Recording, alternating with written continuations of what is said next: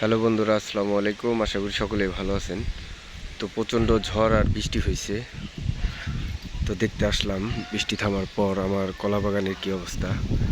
এই যে দেখছেন, এই যে এখান দিয়ে সাইনবোর্ড টাইনবোর্ড বেড়া পড়ে গেছে, কারণ অনেক ঝড় হয়েছে। এই যে তিলগুলাও আপনার কিছু পড়ে গেছে, অনেক ঝড় হয়েছে আর প্রচণ্ড বৃষ্টি হয়েছে, অনেক বৃষ্টি। এই যে দেখছেন, এই যে নতুন বাগান,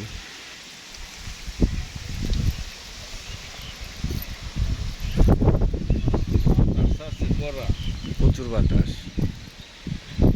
দেখেন বন্ধুরা, কলা বাগানে কত পানি।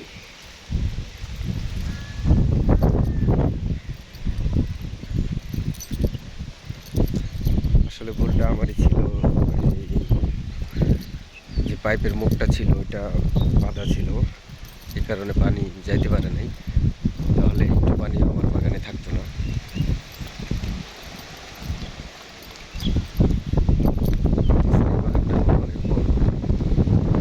মাশাআল্লাহ, অনেক সুন্দর গাছগুলো হয়েছে।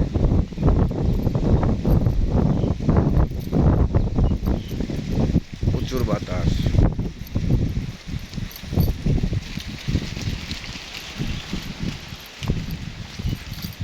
এই যে দেখছেন বন্ধুরা, কত পানি।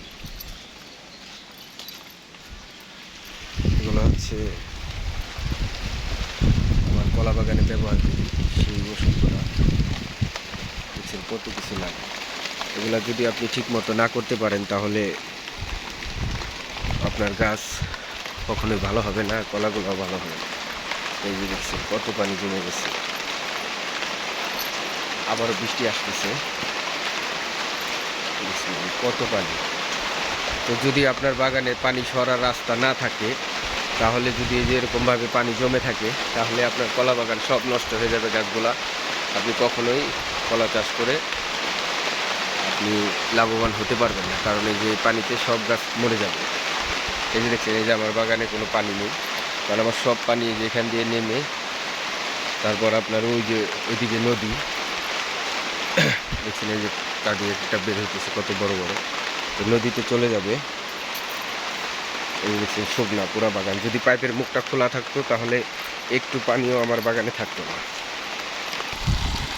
এই যে দেখছেন বন্ধুরা, এই যে এখান দিয়ে আমার পানিটা নদীতে চলে যায়, এই কারণে একটু পানিও আমার বাগানে জমে না। এই যে দেখছেন, এই যে এখান দিয়ে কাদি বের হয়েছে অনেকগুলা।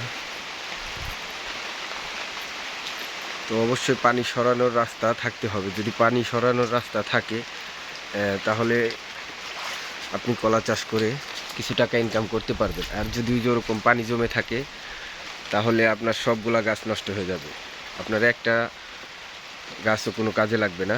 তো এই কারণে অবশ্যই আপনারা যারা কলা চাষ করেন, বাগানে যাতে পানি জমে না থাকে, ওই সিস্টেম করেই তারপর করবেন। দেখছেন কত বড় বড় এক একটা কাঁদি বের হইতেছে। তো বৃষ্টি নামতেছে, সকলে ভালো থাকবেন। ভিজে যাইতেছি, বাসায় চলে যেতে হবে। আসসালামু আলাইকুম ওয়া রাহমাতুল্লাহি ওয়া বারাকাতুহু।